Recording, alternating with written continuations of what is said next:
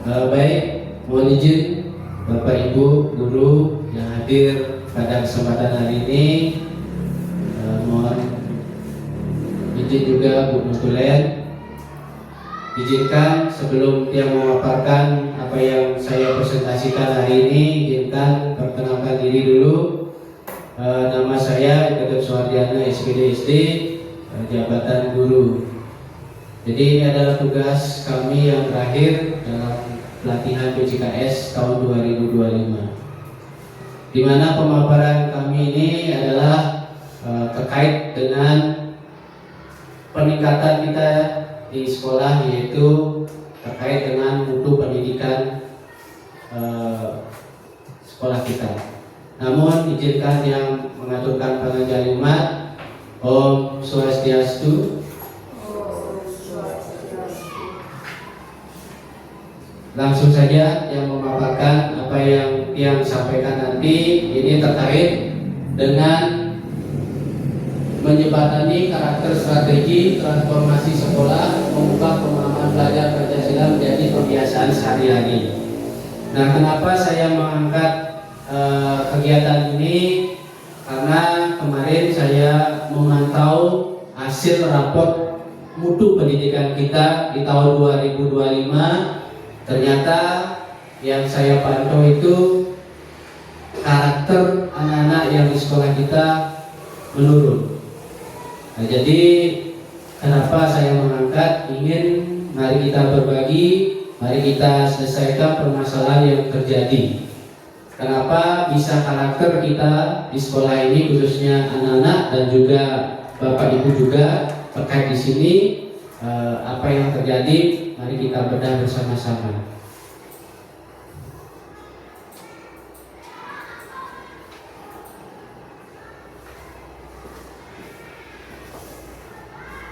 Nah, di sini sebelum ke pokok pemikiran, kita awali dengan pendahuluan, yaitu di mana transformasi pendidikan di Indonesia menuntut sekolah untuk tidak hanya menanamkan nilai-nilai Pancasila sebagai pengetahuan, tetapi juga menjadikan sebagai kebiasaan nyata dalam kehidupan sehari-hari. Peserta didik, pelajar Pancasila diharapkan menjadi profil generasi yang beriman, bertakwa kepada Tuhan Yang Maha Esa, berharap mulia, serta mandiri, bernalar kritis, kreatif, gotong royong, dan berkebinekaan global. Nah, itu.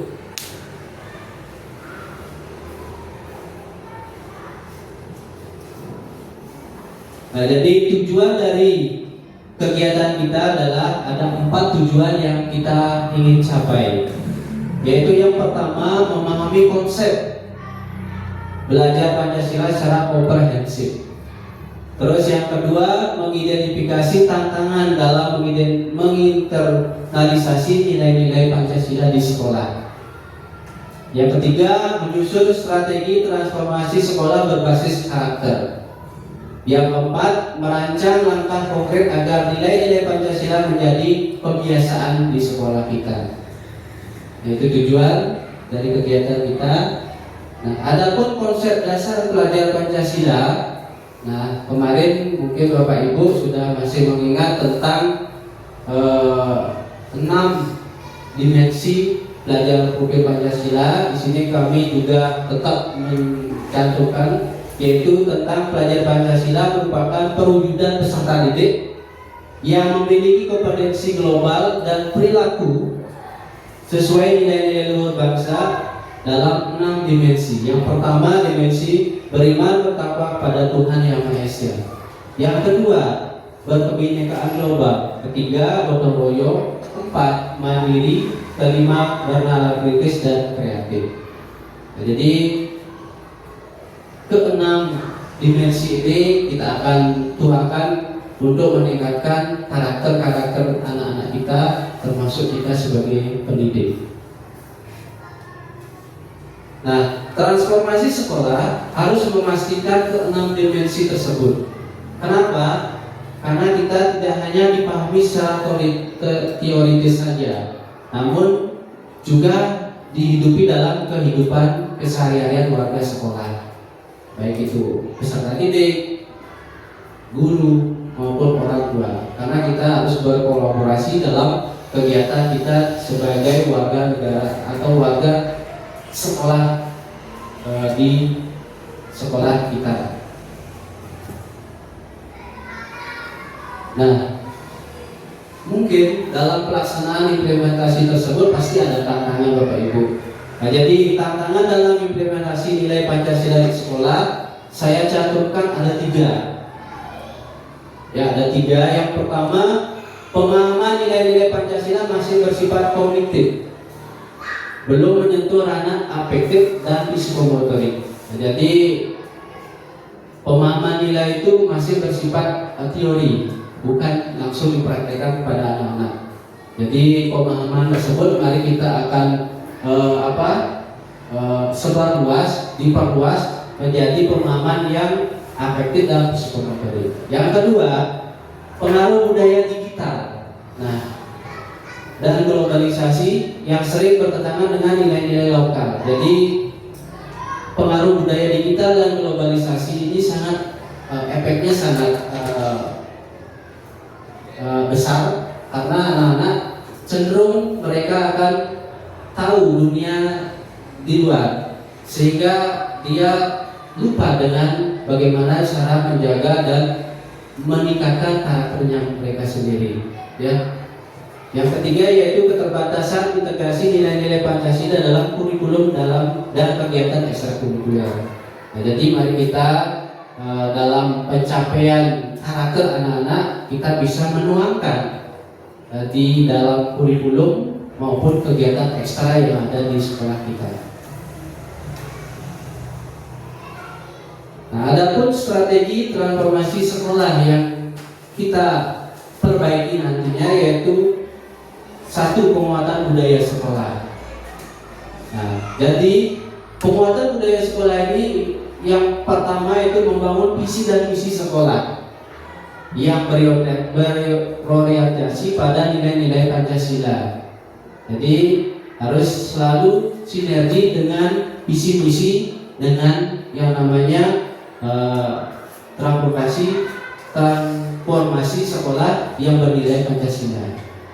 Terus yang kedua, menetapkan tata tertib dan budaya positif yang mencerminkan karakter pelajar Pancasila itu sendiri.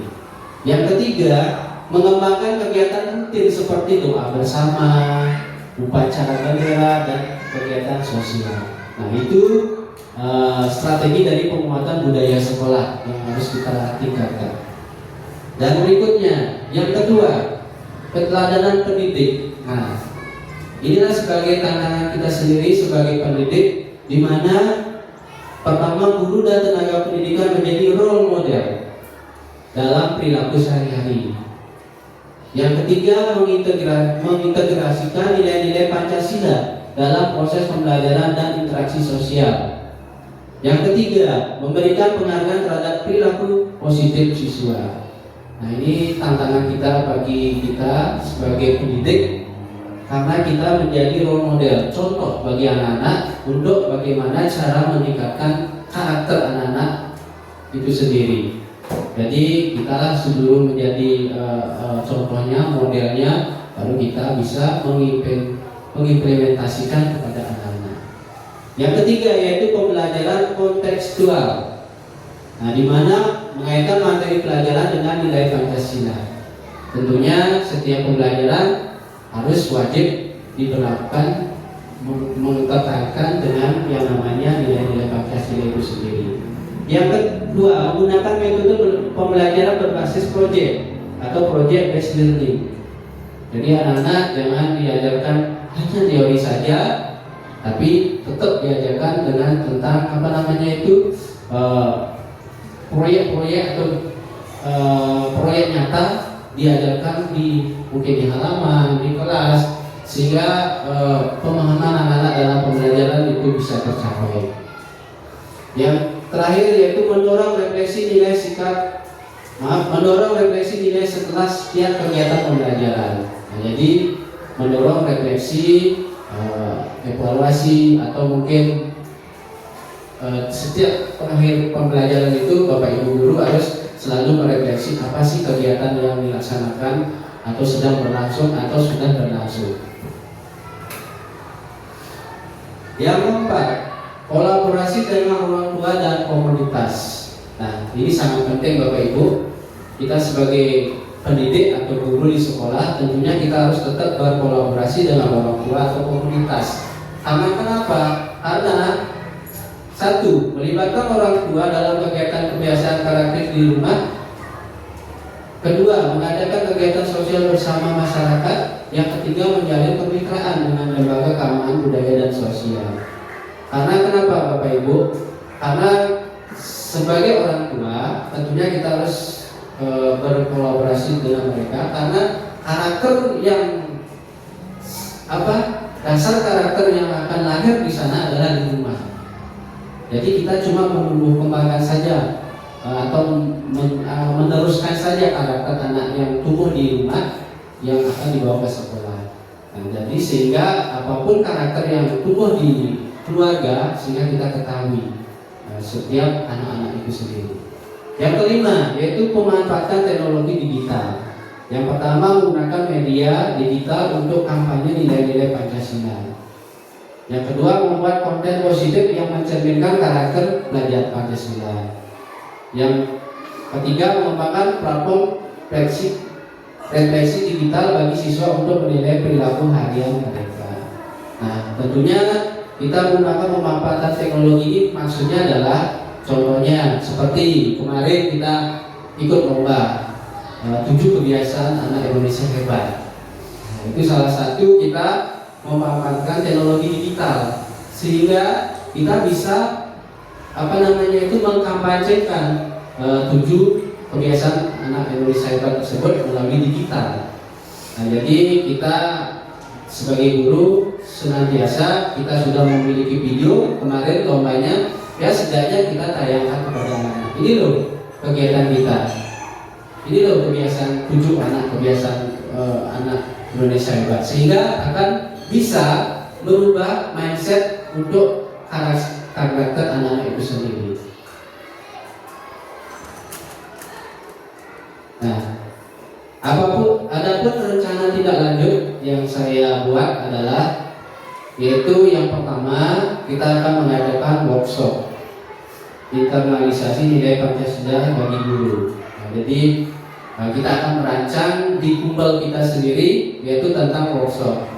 Jadi kita setiap apapun yang terjadi di sekolah ini kita ketahui dalam kegiatan kumpul, komunitas belajar atau workshop kegiatan kita, sehingga bisa kita mengevaluasi apa kekurangan-kekurangan yang ada di sekolah ini. Yang berikutnya yaitu penyusunan program budaya sekolah berbasis karakter. Nah, jadi kita dengan kepala sekolah kita berkolaborasi untuk menyusun program sekolah berbasis karakter. Seperti apa rancangannya nanti kita akan sepakati bersama. Yaitu yang ketiga, pelaksanaan kegiatan kebiasaan sehari-hari, yaitu berdoa, refleksi, gotong royong dan lain-lain. Mungkin anak-anak sudah sering melakukan doa, ya, sering melakukan refleksi, sering melakukan gotong royong, ya. Mungkin kita di sekolah ini sudah kebiasaan kita yaitu setiap hari anak-anak selalu menyapa guru, ya, menyapa guru dengan salim, dengan memberikan pengajian umat, Om Swastiastu. Kebiasaan anak kita sudah bagus. Nah, namun kita sebagai role model juga tetap memperhatikan yang namanya peserta didik yang sudah peduli dengan kita. Yang berikutnya adalah kolaborasi dengan orang tua dan masyarakat. Nah, jadi rencana tindak lanjut kita yaitu selalu berkolaborasi dengan orang-orang dan masyarakat. Kenapa? Karena di sanalah sinergi kita sebagai guru. Di sanalah kekuatan kita sebagai guru. Di sanalah aset kita sebagai guru untuk membuat kekuatan kita di sekolah. Tanpa ada kolaborasi dengan orang tua atau masyarakat, kita tidak bisa berjalan dengan sendiri-sendiri. Nah, jadi dari workshop dari tidak lanjut yang pertama, apa sih yang akan kita tingkatkan, apa sih yang kita inginkan, apa sih tujuan tersebut. Nah, workshop internalisasi nilai Pancasila bagi guru itu tujuannya itu meningkatkan pemahaman dan keterampilan guru. Tuh, sangat penting. Karena kita sebagai guru harus lebih unggul ketimbang anak-anak kita. Nah, jadi setiap komponen tersebut marilah kita selalu selalu meningkatkan profesional kita sebagai guru. Itu. Terus yang kedua, penyusunan program budaya sekolah berbasis karakter. Tujuannya yaitu membangun sistem pembiasaan nilai Pancasila itu sendiri. Gitu. Yang berikutnya yaitu pelaksanaan pembiasaan sehari-hari. Tujuannya yaitu menumbuhkan kebiasaan positif anak-anak. Jadi anak-anak setiap hari kita biasakan dengan hal positif. Gitu. Terus yang terakhir, kolaborasi dengan orang tua dan masyarakat. Tujuannya memperluas dukungan lingkungan pendidikan. Nah, itu kita harus memperluas jejaring kita, yaitu dengan orang tua, dengan masyarakat, mungkin dengan orang sekitar kita, sehingga kita di sekolah ini selalu terasa keadaannya aman. Nah, adapun evaluasi dan indikator keberhasilan yang ingin kita capai yaitu yang pertama, evaluasi proses. Di antaranya yaitu observasi perilaku siswa di lingkungan sekolah, penilaian sikap melalui jurnal guru dan refleksi siswa, umpan balik dari orang tua dan masyarakat. Terus evaluasi hasilnya seperti apa? Yaitu ada 3 komponen, yaitu peningkatan kedisiplinan, tanggung jawab, dan kepedulian sosial siswa. Yang kedua yaitu terbentuknya budaya sekolah yang mencerminkan nilai-nilai Pancasila. Yang ketiga, meningkatkan partisipatif aktif siswa dalam kegiatan sosial dan gotong royong. Itu. Jadi itulah evaluasi dan indikator keberhasilan yang kita ingin capai. Ada 2, yaitu evaluasi proses dan evaluasi hasil. Nah, adapun indikator keberhasilan yang kita ingin raih di sekolah ini adalah 80% siswa menunjukkan perilaku sesuai nilai-nilai Pancasila. Ya, kita harapkan 80%, jangan lebih itu. Kita biar tidak muluk-muluk tercapai. Terus guru secara konsisten mengintegrasikan nilai karakter dalam pembelajaran. Kita harapkan guru secara konsisten mengintegrasikan nilai karakter dalam pembelajaran di kelas.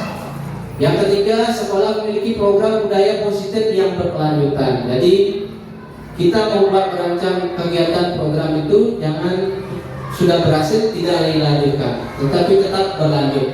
Kita evaluasi apa yang kurang, apa yang meningkat, apa yang belum berhasil, apa yang belum tercapai, kita evaluasi secara berkelanjutan. Nah, mungkin ini yang Bapak Ibu tunggu, yaitu penutup. Nah, jadi sebelum yang akhiri, yaitu yang ingin memperjelas tentang apa yang kita harapkan di sekolah ini, yaitu transformasi sekolah menuju pembentukan pelajar Pancasila bukan sekedar perubahan kurikulum saja, tetapi perubahan paradigma dan budaya dengan strategi yang terencana, kolaboratif, dan berkelanjutan. Nilai-nilai Pancasila dapat menjadi bagian dari kehidupan sehari-hari anak-anak, seluruh warga sekolah, baik anak-anak, guru, dan orang tua. Terus sehingga terbentuk generasi yang berkarakter, berdaya saing, dan berjiwa Pancasila. Itulah harapan kita bersama, sehingga karakter yang tercermin di sekolah ini bisa meningkat tahun depan. Nah, itu saja Bapak Ibu guru. Nah, ini yang paparkan sedikit kenapa saya sampaikan di materi ini, karena di dalam rapat buku karakter kita sedang ada yang turun, itu nalar kritisnya turun dari 48,83 menjadi 48,17 karena ada zona merahnya di sana. Nah, inilah kenapa saya mengangkat tema ini, sehingga kedepannya sekolah kita bisa lebih baik, lebih aman, dan lebih unggul lagi. Oke, terima kasih Bapak Ibu atas perhatiannya dan kehadirannya. dan perhatiannya dalam pertemuan seminar ini. Saya selaku calon kepala sekolah tahun 2025 semoga doa dari Bapak Ibu bisa terwujud. Nah, akhir kata yang menyampaikan Pak Santi, Om Santi Santi Santi.